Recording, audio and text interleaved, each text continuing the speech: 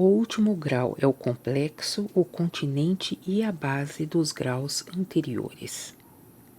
A doutrina dos graus, que é dada nesta parte, foi ilustrada até ao presente por diferentes coisas que existem em um e outro mundo. Assim, pelos graus dos céus, onde estão os anjos, pelos graus do calor e da luz entre os anjos, pelos graus das atmosferas e por diferentes coisas no corpo humano e também no reino animal e no reino mineral. Mas esta doutrina é de uma extensão mais ampla. Estende-se não somente às coisas naturais, mas também às coisas civis, morais e espirituais, e a tudo que as concerne, tanto em geral como em particular. Há duas razões pelas quais a doutrina dos graus se estende também a estas coisas. A primeira é que, em tudo de que se pode falar, há um trino, que é chamado fim, causa e efeito, e que estas três coisas estão entre si segundo os graus de altura. A segunda razão é que todo civil, todo moral e todo espiritual não é uma abstração, mas é uma substância. Pois, do mesmo modo que o amor e a sabedoria não são coisas abstratas, mas uma substância, como foi mostrado acima, números 40 a 43, do mesmo modo também todas as coisas que são chamadas civis, morais e espirituais.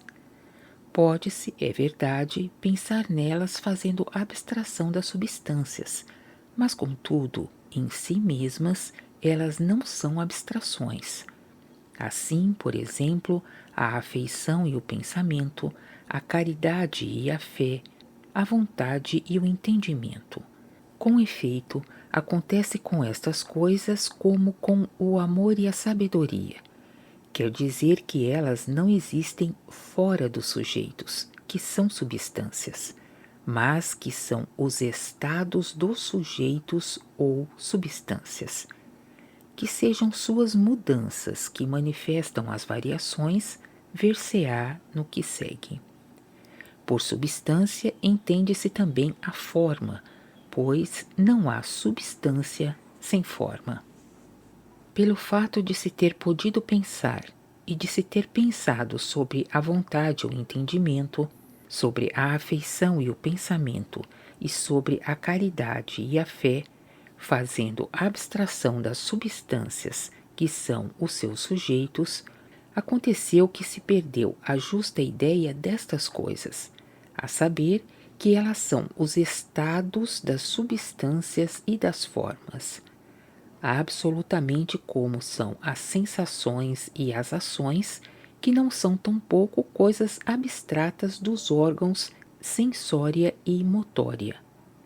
Abstratas ou separadas desses órgãos, elas não são mais que seres de razão, pois são como a vista sem o olho, a audição sem o ouvido, como o gosto sem a língua, e assim por diante.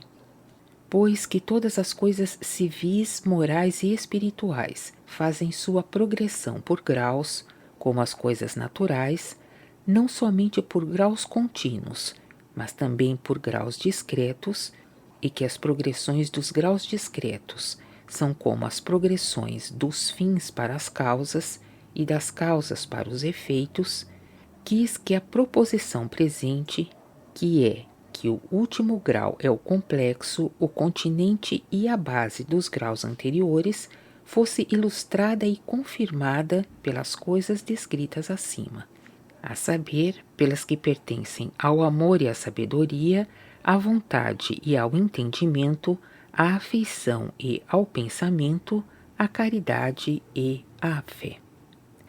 Que o último grau seja o complexo, o continente e a base dos graus anteriores, vê-se claramente pela progressão dos fins e das causas para os efeitos. A razão ilustrada pode apreender que o efeito é o complexo, o continente e a base das causas e dos fins, mas não pode apreender também claramente que o fim com tudo que lhe pertence e a causa com tudo que lhe pertence estão efetivamente no efeito, e que o efeito é o seu pleno complexo. Que a coisa assim seja pode-se ver pelas proposições já apresentadas nesta parte, sobretudo por esta, que um procede do outro em uma série tríplice, e que o efeito não é outra coisa senão o fim em seu último. E como o último é complexo, segue-se que o último é o continente e também a base. Quanto ao que concerne ao amor e à sabedoria, o amor é o fim, a sabedoria é a causa per quam, pela qual o amor age, e o uso é o efeito. E o uso é o complexo, o continente e a base da sabedoria e do amor. Ora, o uso é um tal complexo e um tal continente, de modo que há nele, efetivamente, todas as coisas do amor e todas as da sabedoria. É o simultâneo delas. Mas é preciso que se saiba bem que todas as coisas do amor e da sabedoria, que são homogêneas e concordantes, estão no uso, conforme o que foi dito e mostrado acima, números 189 a 194. Em uma série de graus semelhantes estão também a afeição, o pensamento e a ação, porque toda a afeição se refere ao amor, todo pensamento à sabedoria e toda ação ao uso. Em uma série de graus semelhantes estão a caridade, a fé e a boa obra, pois a caridade pertence à afeição, a fé ao pensamento e a boa obra à ação. Em uma série de graus semelhantes estão também a vontade, o entendimento e o exercício, pois a vontade pertence ao amor e, por conseguinte, à afeição, o entendimento à sabedoria e, por conseguinte, à fé, e o exercício ao uso e, por conseguinte, à obra. Assim como no uso há todas as coisas da sabedoria e do amor, assim também na ação há todas as coisas do pensamento e da afeição. Na boa obra, todas as coisas da fé e da caridade, e assim por diante. Mas todas as coisas homogêneas, isto é, concordantes. Que o último de cada série, que é o uso, a obra e o exercício, seja o complexo e o continente de todos os anteriores, é o que ainda não tinha sido conhecido. Parece que no uso, na ação, na obra e no exercício, nada mais há que o que está no movimento.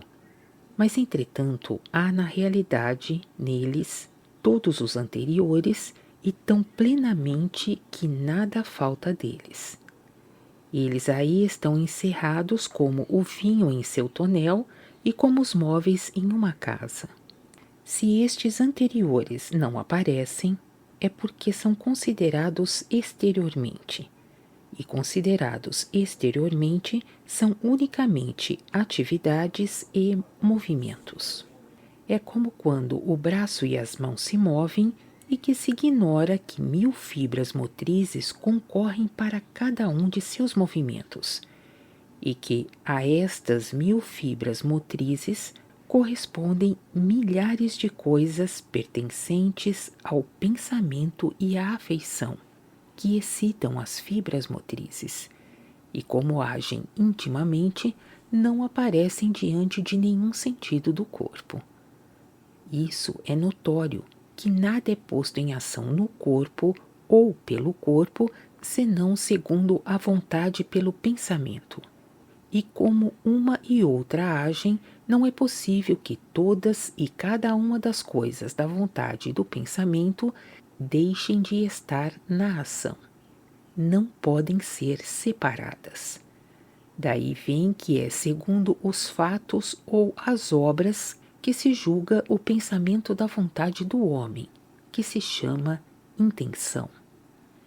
Tornou-se notório para mim que os anjos, por um único fato ou uma única obra do homem, percebem e veem toda a vontade e o pensamento daquele que age. Os anjos do terceiro céu percebem e veem, segundo a vontade, o fim propterquem, pelo qual se age, e os anjos do segundo céu, a causa pela qual o fim age. Vem daí que, na palavra, as obras e os fatos sejam tantas vezes mandados, e que se diga que o homem é conhecido pelas obras e pelos fatos. É um ponto da sabedoria angélica que, se a vontade e o entendimento, ou a afeição e o pensamento, e também a caridade e a fé, não se cobrem e não se envolvem com obras ou fatos, quando é possível, elas não são senão como sopros que passam, ou como imagens no ar que se perdem, e que não permanecem no homem e não se tornam coisas da vida, senão quando o homem opera e faz. A razão disso é que o último é o complexo, o continente e a base dos anteriores. Um tal sopro e uma tal imagem é a fé separada das boas obras, e é também a fé e a caridade sem seus exercícios, com a única diferença de que aqueles que admitem a fé e a caridade sabem e podem querer fazer os bens, mas não aqueles que estão na fé separada da caridade.